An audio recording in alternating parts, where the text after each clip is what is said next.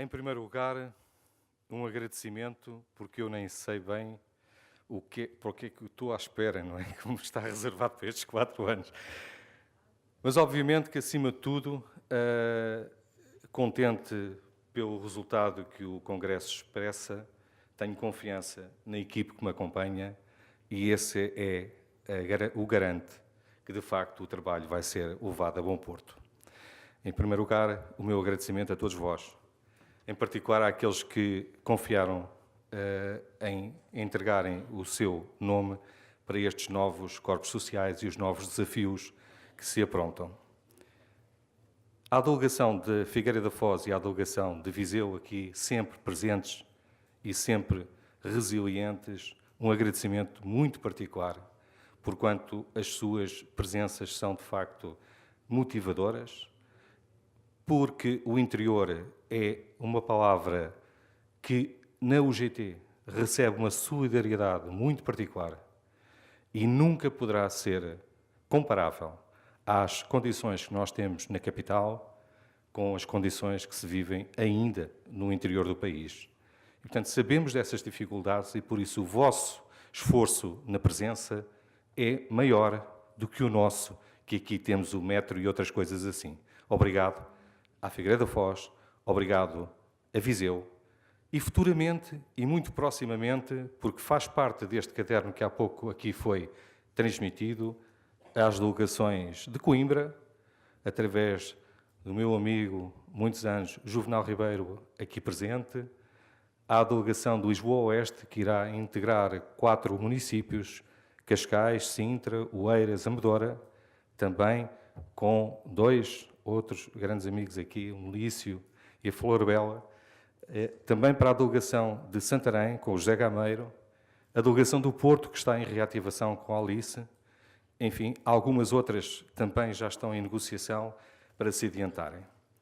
Mas agora, com a formalidade que o momento impõe, agradecer aos senhores congressistas, agradecer aos santíssimos senhores convidados que fazem o favor de aqui nos acompanhar no final destes trabalhos, ao Sindicato dos Bancários Sul e Ilhas, com 2 representantes, o sindicato, o Sindel, o meu sindicato. Quem diria que ao fim destes anos todos nos voltávamos aqui a encontrar nestas circunstâncias, à presença do representante do Partido Socialista da área de Lisboa, a doutora Susana Santos, que aqui também nos faz o favor de estar connosco e partilhar estes momentos. A sociedade portuguesa continua sem saber o que fazer com o ganho que representa a esperança na qualidade de vida das pessoas para além da idade técnica de reforma. A ideia de que, chegados a este ponto da idade cronológica, o destino normal é a de entrada num lar, não é mais hoje aquilo que quem se sente ainda apto para emprestar os seus conhecimentos à sociedade deseja.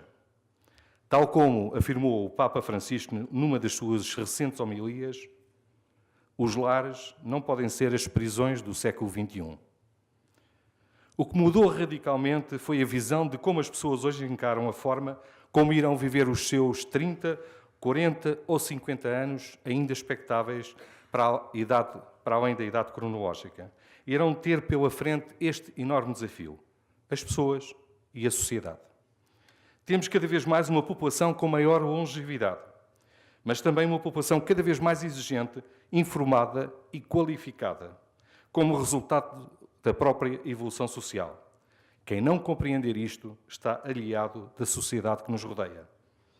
A chamada Idade de Ouro não pode continuar a ser desconsiderada como se um produto fora de prazo se trate. A idade é um registro, sim, mas não deve ser o fator determinante. Envelhecer, sim, já que é inevitável, mas em condições de independência e de autonomia.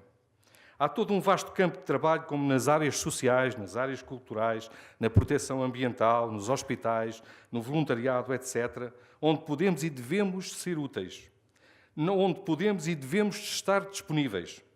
Cada vez mais uma sociedade ativa, moderna e integradora, onde os idosos não podem ser excluídos de contribuírem com o seu conhecimento, feito de experiência, com anos de suor e luta, pois no fim de uma vida profissional ativa, existe entre todos nós uma vontade de dar às novas gerações toda a bondade do seu conhecimento, todo o prazer de transmitir, todo o nosso saber fazer.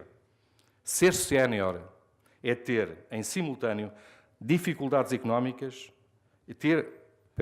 ser sénior é ter, em simultâneo, dificuldades económicas e também sinónimo de raramente ou nunca se conseguirem ter respostas sociais condignas para com o respeito do valor da pessoa humana. Se tiver algum bem material a doar, bom, talvez se encontre uma vaga, rapidamente. De outra forma, haverá sempre uma via sacra com 14 ou mais estações. O negócio, sempre um negócio, versus o valor da pessoa humana. Este setor é uma força que exige e merece respeito. Caberá também a este movimento e ao seu Secretariado Nacional saber colocar estes homens e mulheres ao serviço da sociedade em parcerias, assim esta sociedade voraz e apressada a que todos nós, mais cedo ou mais tarde, nos atinge, o queiram assumir. Um exemplo da continuada falta de políticas públicas para o setor do envelhecimento foi hoje de manhã aqui demonstrado pelo professor Dr. Adalberto Campos Fernandes, quando referiu, por exemplo, que a nossa sociedade sempre esteve pronta a legislar e a atuar perante fatores patrimoniais. Há muitos anos atrás, houve o cuidado, e bem, de se instituírem as administrações de condomínios como forma a regular a preservação do património individual, usufruindo em comunhão das partes. Porque nunca houve o mesmo cuidado em regulamentos de boa vizinhança e contra o isolamento das pessoas. A par do que já existe em Inglaterra, a nossa sugestão aos partidos políticos portugueses é que ponderem a criação de uma Secretaria de Estado para a terceira idade. Aliás, devo aqui abrir um parênteses, que o anterior secretário-geral do MODERP, Manuel Jerónimo, já em 1996, fez esta proposta aos partidos políticos na Assembleia da República. Consideraram oportuna, ficaram de refletir, e 96 já lá vai, faz agora 23 anos. E a situação mantém-se. Ao invés das atuais estruturas que abordam este setor determinado por N organismos e divisões da estrutura orgânica do Estado, a concentração terá o efeito prático de demonstrar a inequívoca vontade de um governo que saia das eleições em dizer que finalmente se irão passar das bonitas palavras aos atos concretos que o setor tem direito. Os quase 30% da população, com tendência crescente até 2080, exigem uma visão de futuro. Quando se fala do poder deste setor, do que é que verdadeiramente estamos a falar? A sociedade voraz e apressada que ajudámos a construir apenas ainda olha para este setor como uma outra oportunidade de negócio. Dá-nos consumos medicamentosos, lares para pobres e residências séniores para os ricos, quando o que se pretende são respostas às nossas dores, às nossas angústias, às nossas exclusões e, muitas vezes, à falta de sentido para alguma coisa. A forma como hoje as pessoas são ativas, para além da sua idade referida no bilhete de identidade, e que evidencia os enormes avanços científicos na área da saúde e os contributos que a visão de António Arnaud teve para com a criação do Serviço Nacional de Saúde em Portugal, é demonstrativo que esses ganhos têm de ser extensivos em vários outros campos da sociedade, como uma nova resposta social que acomode estas vontades e estas novas oportunidades.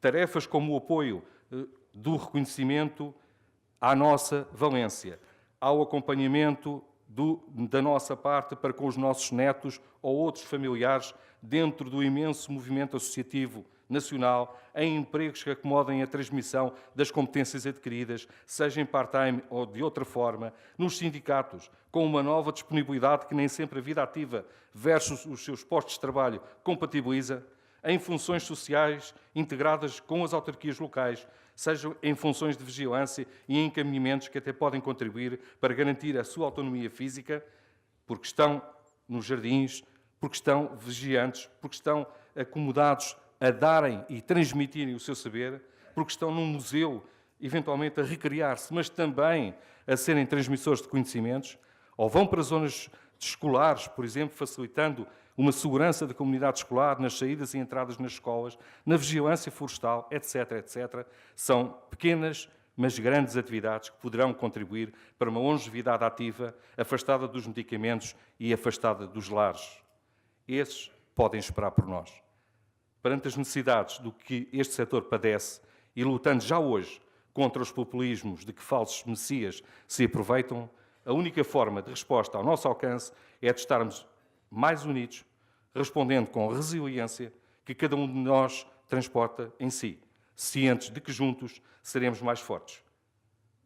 Marcelo Rebelo de Sousa, Presidente da República Portuguesa, disse recentemente: encontrem soluções com base no diálogo. Pela nossa parte, e reafirmamos uma vez mais, a nossa total disponibilidade para o compromisso, mas para um compromisso com firmeza. Terminando, cito Miguel Torga: o destino destina, mas o resto é contigo. Disse.